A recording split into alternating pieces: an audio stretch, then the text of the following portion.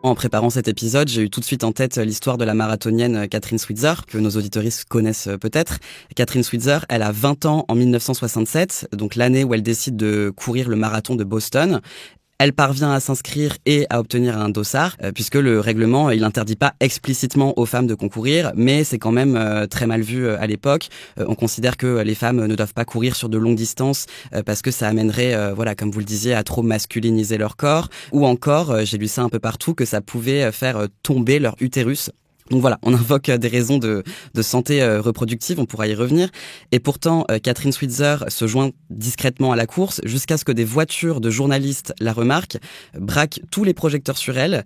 Et Jock Semple, qui est l'un des organisateurs de la course, il finit par la poursuivre, la pousser en lui hurlant dessus pour qu'elle abandonne le marathon. Ce qui fonctionne pas du tout puisqu'elle est défendue par d'autres coureurs. Elle parvient à finir les 42 kilomètres de course.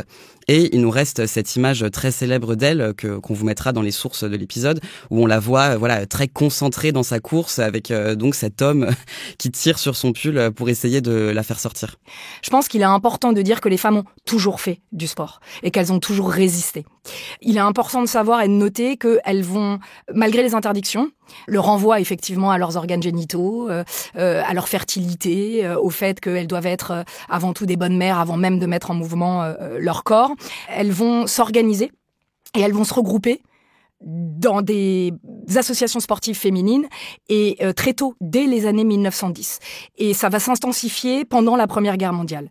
En 1915, vous avez le club Academia qui va organiser, par exemple, au stade Brancion, la première compétition féminine d'athlétisme. Donc, de manière autonome, j'ai envie de le dire comme ça, elle se débrouille puisque les instances dirigeantes sportives les excluent, le Comité international olympique les exclut, elles résistent. Et donc, elles vont accéder progressivement au football, à l'athlétisme, au hockey, au basketball, à la natation, à l'aviron, etc. Et pendant la guerre et plus encore après, je pense qu'il faut rendre hommage à l'action d'Alice Mia, qui est la grande dirigeante sportive internationale. Alice Mia va se battre pour que les femmes puissent faire du sport, mais plus encore des sports qu'on leur interdit de faire, des sports dits de tradition masculine, et qu'elles puissent être dans une logique de compétition. Parce que il faut bien avoir en tête qu'elles ont accès pour la première fois aux Jeux Olympiques en 1900 à Paris, pas du tout dans une logique de performance et de record, mais bien de démonstration. Alice Mia voit créer ces Jeux mondiaux en 1922. Pourquoi Jeux mondiaux ? Puisqu'elle voulait créer ses propres Jeux olympiques, les femmes n'y avaient pas le droit, et elle n'a pas le droit d'utiliser le terme olympique. Donc elle dit, je vais créer mes Jeux mondiaux pour pas avoir de problème. Et elle voit que ça génère énormément d'intérêt, que ces Jeux mondiaux ont du succès, qu'ils sont internationaux. Et donc, forte de ce succès-là, elle va essayer d'obliger les dirigeants sportifs à prendre en compte le phénomène, en disant nous faisons du sport, des sports que vous pouvez attribuer à la masculinité, dit de tradition masculine, sans encombre, et vous voyez bien qu'on performe et qu'on peut faire du sport de la même façon que les hommes. Et donc, grâce à sa détermination et à la politique volontariste de l'association qu'elle a créée, la Fédération sportive féminine internationale, le comité international olympique va accepter pour la première fois dans l'histoire, d'inclure dans les Jeux Olympiques d'Amsterdam de 1928 les premières épreuves officielles d'athlétisme pour les femmes. Tout ça pour dire que les femmes ont résisté, les femmes ont essayé, les femmes se sont organisées, notamment sous l'action d'Alice Mia, à qui il faut rendre hommage.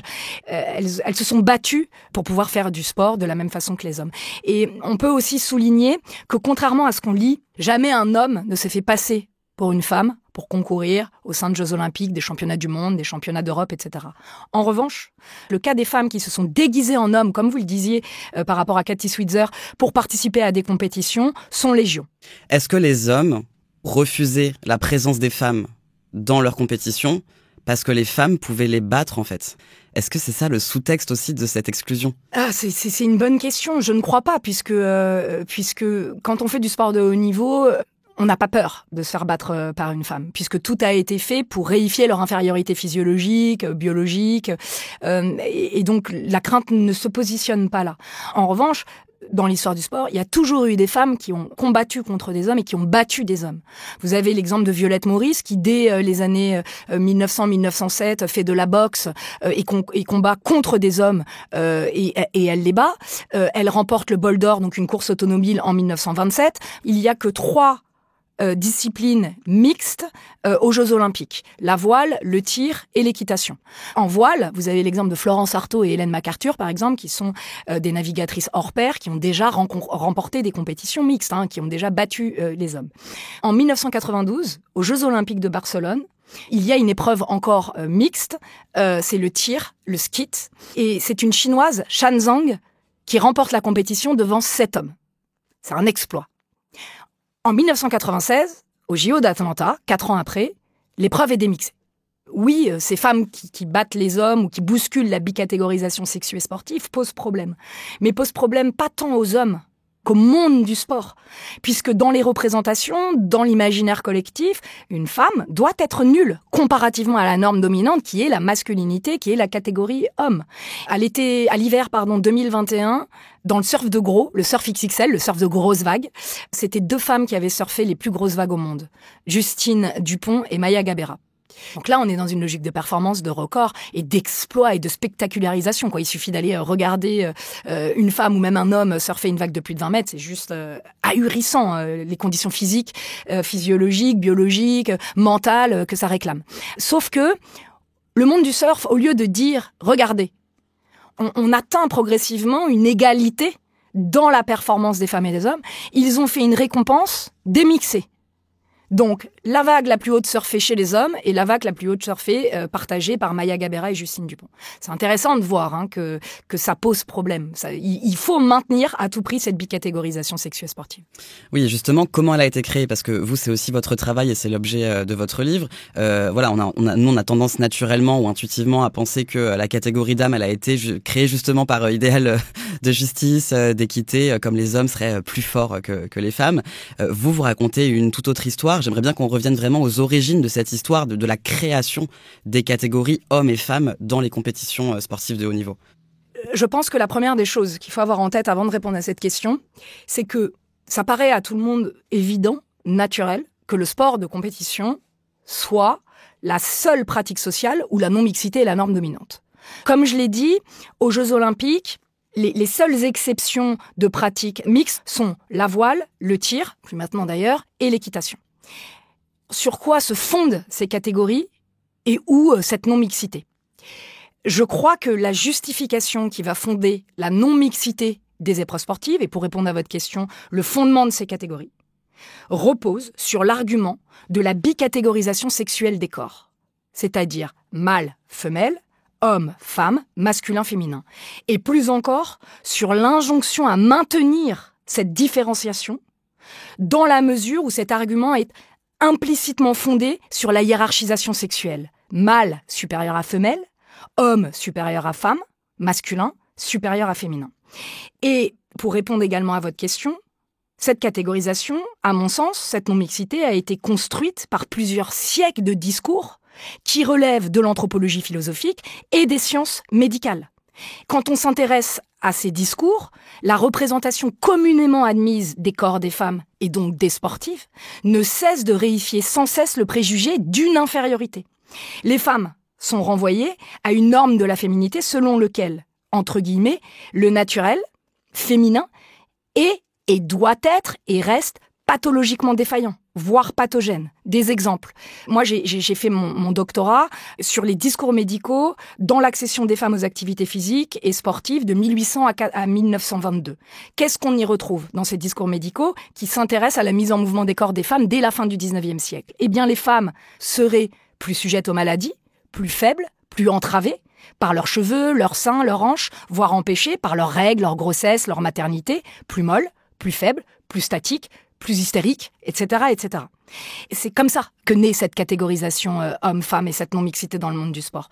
Puisque il est important de dire que ce sont les médecins fin 19e, dans un souci, je l'ai déjà dit, mais je pense que c'est important, d'hygiénisme et de régénération de la nation, qui vont prescrire des activités physiques et sportives estimées, entre guillemets, sûres, car appropriées aux femmes. Comment voulez-vous qu'on pense la non-mixité ?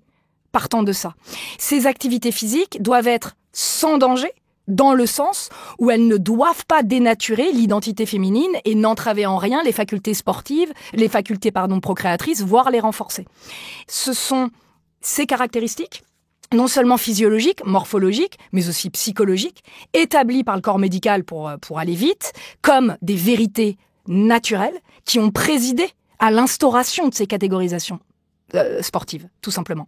Et donc, qui ont conditionné les critères et les règles, et plus important, qui ont, pendant 40 ans durant, légitimé le maintien et la mise en place des contrôles de sexe. Oui, justement, c'était la question que j'allais vous poser. Vous travaillez aussi beaucoup sur les tests de féminité. Donc, pour maintenir cette division sexuelle, on fait des tests sur les femmes pour raconter que c'est au fondement du sport. Concrètement, c'est quoi un test de féminité ? Vous avez vu l'action d'Alice Mia, qui a permis aux femmes d'accéder à des sports dits de tradition masculine et, par exemple, aux activités symboliquement les plus louées aux Jeux Olympiques, comme l'athlétisme, etc. Qu'est-ce qui se passe ? Elles y accèdent, elles résistent, elles y parviennent. Eh bien, dès les années 30, puis dans les années 60, on va voir des sportives qui bouleversent les critères normatifs de la féminité, de ce qu'on a l'habitude de voir. Et donc, les sportifs, tant dans leur apparence que dans leur performance, vont être jugés trop fortes, trop masculines, trop puissantes, trop musclées, trop rapides, trop poilues, trop. Et très vite, elles vont voir remise en cause leur appartenance au sexe féminin. J'ai même retrouvé dans des archives en 1948 d'un membre du Comité international olympique qui juge une sportive, je cite, non authentique parce qu'elle a l'air d'avoir des immenses pieds et donc il remet en cause son appartenance au sexe féminin via sa pointure. Donc là, ce qu'on est en train de dire, c'est que on assimile ces femmes à des hommes. Alors oui, dans le pire des cas. C'est-à-dire qu'elles sont accusées d'hommes se déguisant en femmes pour gagner des médailles et participer chez les femmes, ce qui est ahurissant, ou elles sont désignées comme des femmes, je cite, non authentiques. La Fédération internationale d'athlétisme, à l'époque, puis le Comité international olympique, ont alors, face à ces femmes qui remettent en cause, si vous voulez, les critères normatifs de la féminité, de devoir impérativement définir ce que doit être, je cite, une vraie femme autorisée à concourir. Des contrôles de sexe vont être instaurés par tirage au sort pour la première fois lors des championnats d'Europe d'athlétisme à Budapest par la Fédération internationale d'athlétisme en 1966. En quoi consistent ces tests ? Eh bien, ils vont soumettre toutes les filles et les femmes qui veulent, parce que je dis filles parce qu'il y avait des jeunes filles de 16 ans, qui veulent faire un 200 mètres, tout simplement, ou un 100 mètres, à des contrôles de sexe et ils vont inspecter leurs organes génitaux. Elles vont subir un contrôle gynécologique, ce qui est d'une violence inouïe. J'ai rencontré des athlètes qui m'ont raconté qu'elles n'avaient jamais passé d'examen gynécologique, qu'elles avaient à peine 16 ans, qu'elles ne comprenaient pas pourquoi on regardait leurs organes génitaux pour faire un 100 mètres. Mais ce qui m'intéresse de plus en plus, c'est qu'ils ne se contentaient pas d'un contrôle gynécologique, il leur imposait également des tests de force, des tests morphologiques. En quoi consistait-il ? Elles devaient presser dans une poire afin d'évaluer leur puissance musculaire et souffler dans un spiromètre afin d'évaluer leur capacité respiratoire. Et donc si elles sont trop fortes, ce ne sont pas des femmes. Voilà, donc tout est dit ici. Oui, ce qui fait une femme, c'est qu'elle doit perdre, c'est qu'elle doit être faible. Elle doit avoir une puissance musculaire et une capacité respiratoire qui doivent rester en deçà de celles estimées masculines. C'est ahurissant. Ces tests vont être jugés extrêmement humiliants, très problématiques. La Fédération internationale d'athlétisme va décider de les supprimer sous cette forme. Au lieu de se dire que c'est d'une violence inouïe, de chercher un sexe sportif, finalement, indépendamment du sexe social, du sexe civil, c'est-à-dire que elles ont beau avoir sur leur passeport ou leur carte d'identité un F, il faut qu'il y ait un sexe sportif également. Au lieu de s'interroger sur cette absurdité, cette folie, j'ai tendance à le dire, ils vont mettre en place en 68 pour la première fois aux Jeux Olympiques de Mexico et de Grenoble un nouveau contrôle de sexe, de nouveaux contrôles de sexe. Et ils vont plus chercher le sexe morphologique ou le sexe apparent, ou le sexe gynécologique, ils vont partir du principe qu'une vraie femme, entre guillemets, c'est quelqu'un qui est chromosomiquement XX. Et donc, ils vont mettre en place pour la première fois le test de corpuscule de Barr. Les endocrinologues avaient jugé le test de corpuscule de Barr 30 ans avant peu fiable. Pourtant, le monde médico-sportif, notamment olympique, le met en place. Ils vont changer en 90 et ils vont se dire que ce qui fait une vraie femme, c'est l'absence d'un Y. Pourquoi ça ? Parce que le monde du sport va découvrir l'intersexuation dès les années 60. Qu'est-ce que l'intersexuation ? Ce sont des personnes nées avec des caractères sexuels primaires et ou secondaires, considérant comme ne correspondant pas aux définitions sociales et médicales binaires, type des corps masculins et féminins. Et ils vont s'apercevoir que certaines femmes, pour être concrètes, pour les auditeurs et les auditrices, que certaines femmes vont se révéler avec ces caryotypes XXY. Qu'est-ce qu'on fait de ces femmes ?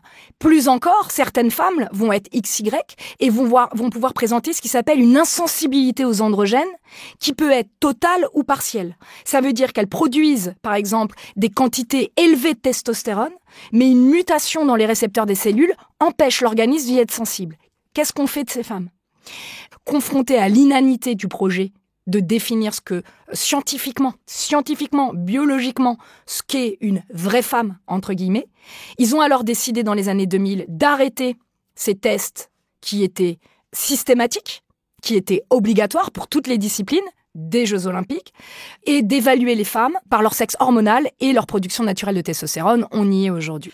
Oui, et puis sur justement cette question des personnes intersexes, moi l'exemple qui me revient tout le temps en tête, qui est, je pense, l'exemple le plus connu, c'est celui de Caster Semenya, donc une femme athlète qu'on a interdit de participer aux 800 mètres d'athlétisme à cause d'un taux de testostérone qui était jugé trop élevé.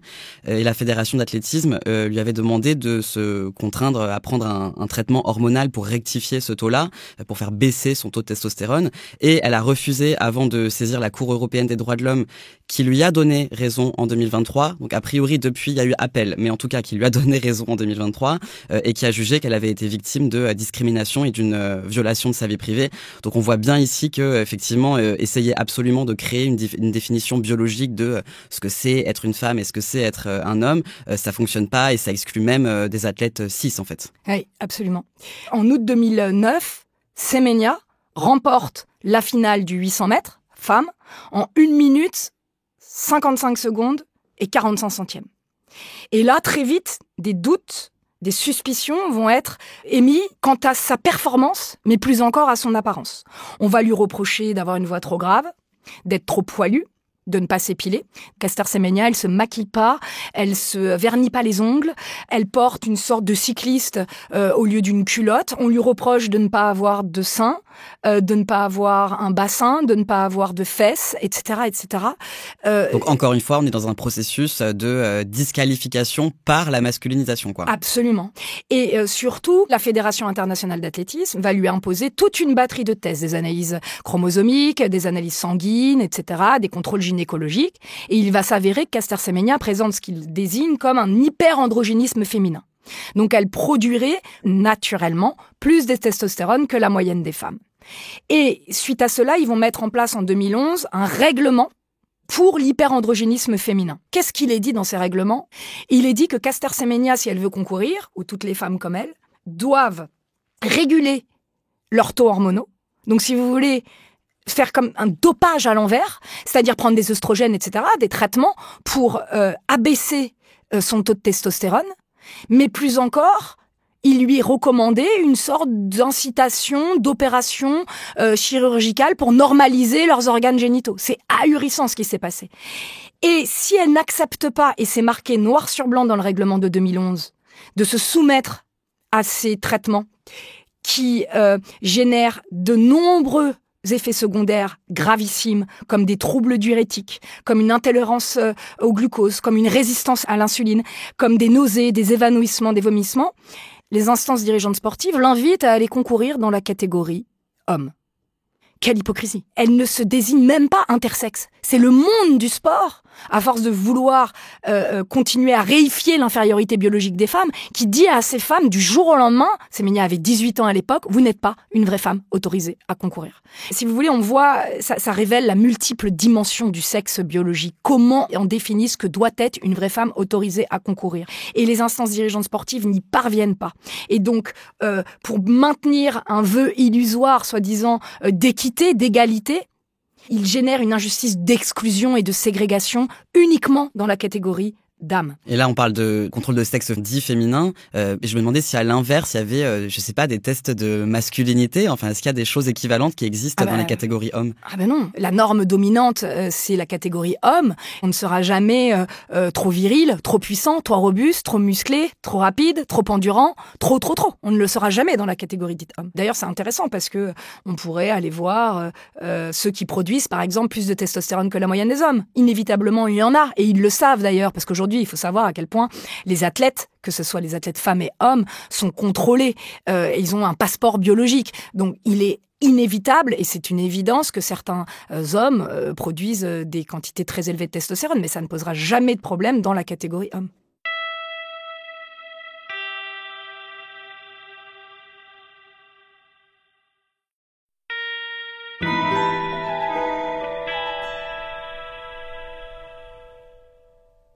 Tout cet argument aussi de la biologie, c'est complètement celui qui est mobilisé notamment en ce moment pour justifier l'exclusion des femmes trans des compétitions sportives de haut niveau.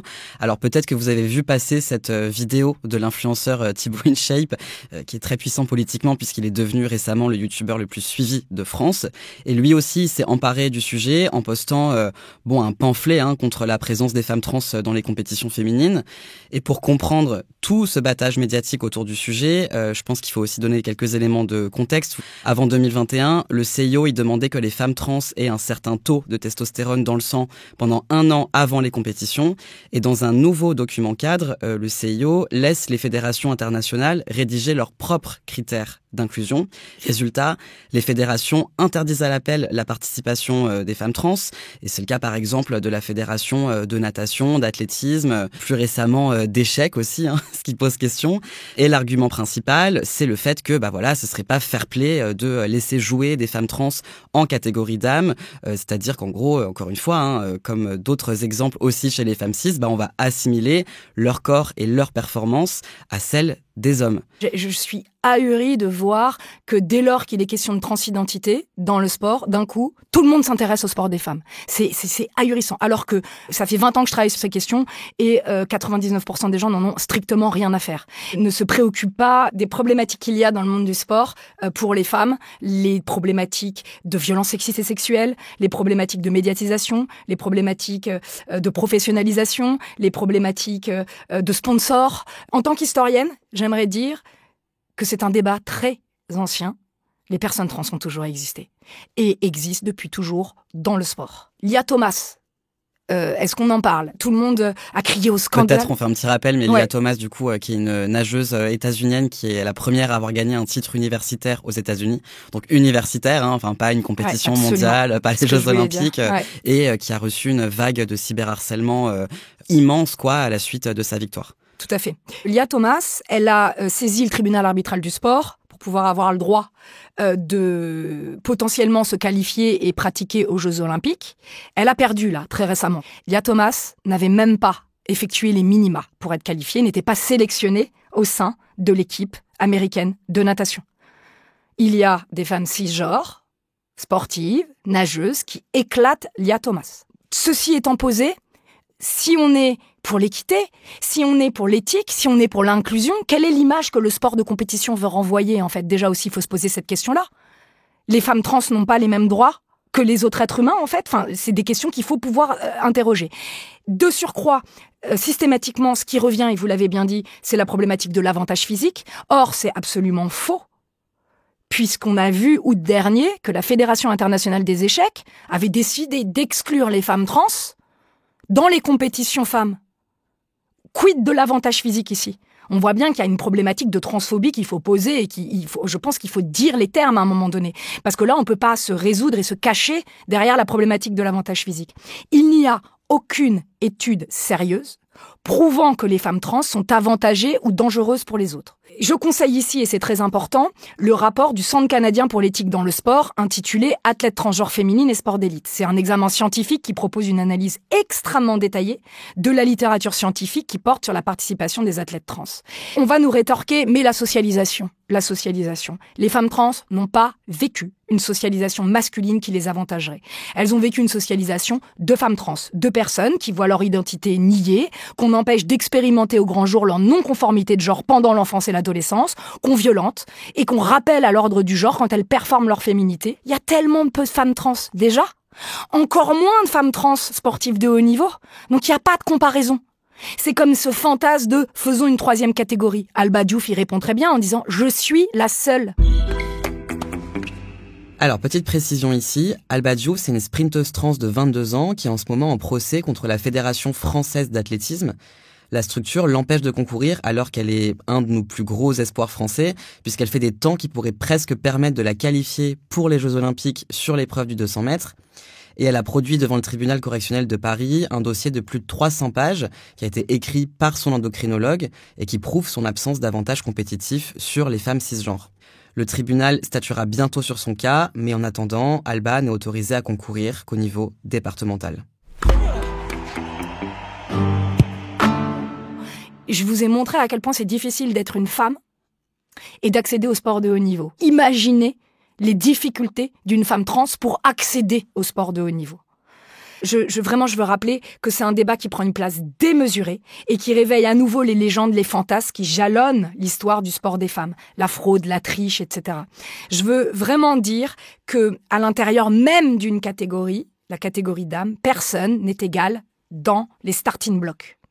Pour comprendre l'accession du sport, à la performance du sport de haut niveau, il faut prendre en compte les composantes sociales, biographique, donc penser à la socialisation d'une femme trans par exemple, environnementale, culturelle, politique, j'en oublie, économique et physiologique et biologique. C'est un ensemble indissociable à prendre en compte. Et donc là, ce que vous dites, c'est que l'égalité absolue sur les starting blocks est impossible. Mais c'est un vœu illusoire, ça n'existe pas. Moi, je comprends les athlètes femmes qui sont contre Caster Semenya, contre Lia Thomas, contre Alba Diouf, parce qu'on leur fait croire depuis qu'elles sont toutes petites, dans leur accession au haut niveau, que l'équité et l'égalité est respectée. Or, c'est absolument faux. En fonction du pays dans lequel vous naissez, vous n'allez pas avoir accès à la performance de la même façon. Un Kényan, pour être champion olympique ou champion du monde de biathlon, ça va être compliqué. À l'intérieur même de la catégorie dite femme, il y a des différences. Il y a des femmes cisgenres qui éclatent des femmes transgenres. Il y a des femmes transgenres nulles en sport. Tout est fait pour les inférioriser, pour les mettre les unes contre les autres, en concurrence, etc. Il y a une infinité de possibilités d'être une femme trans. Et quand bien même l'une d'entre elles parvient au haut niveau, c'est pas dû au fait qu'elle soit trans, en fait. C'est peut-être dû à autre chose, tout simplement, qu'une force mentale incommensurable comme Caster Semenya a. Parce qu'on a tendance à oublier que pour moi, l'avantage, le plus grand avantage que Caster Semenya a, à 18 ans, tout le monde parle de son sexe. Tout le monde raconte ce qu'elle a dans la culotte. C'est monstrueux ce qu'elle a vécu.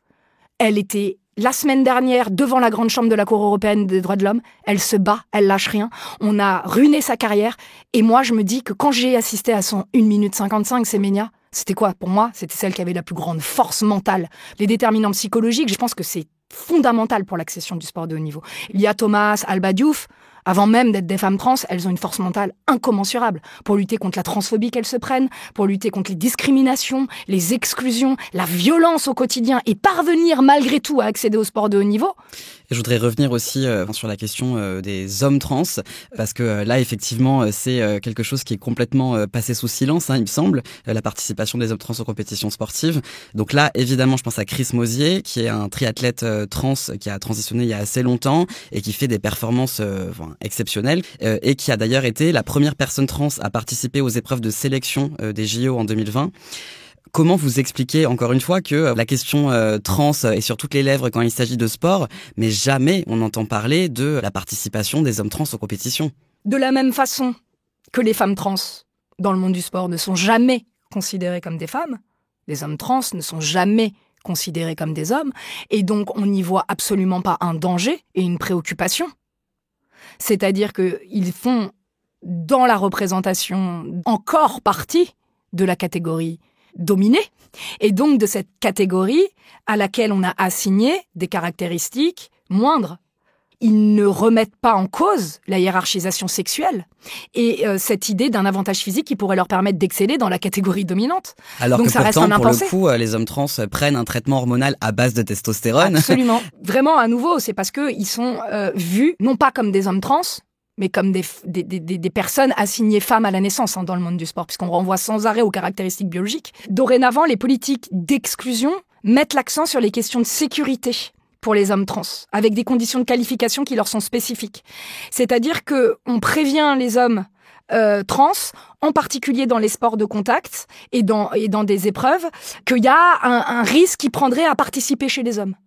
Donc, si vous voulez, à nouveau, on est dans ce renvoi à l'infériorisation du sexe qui leur a été assigné à la naissance. Sur ce qui reste à faire pour créer un sport équitable du point de vue des athlètes, mais aussi du point de vue du public qui regarde et qui veut aussi consommer plus de sport des femmes. Qu'est-ce qu'on pourrait mettre en place? Enfin, à quoi ça ressemblerait le sport du futur où les espaces seraient vraiment justes, égalitaires? Est-ce qu'il s'agit de, je sais pas, mesurer les performances sportives autrement, de changer les critères des catégories, faire des catégories mixtes? Est-ce que les femmes doivent être entraînées exactement comme les hommes pour que ça produise peut-être des meilleurs résultats? Est-ce qu'il faudrait inventer d'autres sports? Comment on imagine ce sport de demain? Continuer à lutter contre les violences sexistes et sexuelles, continuer à lutter pour que les femmes aient les mêmes prize money dans les compétitions, continuer à lutter pour que le sport des femmes soit autant diffusé que le sport des hommes, continuer à essayer de se battre pour qu'elles aient des sponsors, professionnaliser les femmes. Donc leur donner accès aux meilleures infrastructures, aux meilleurs équipements pour qu'elles puissent mieux s'entraîner.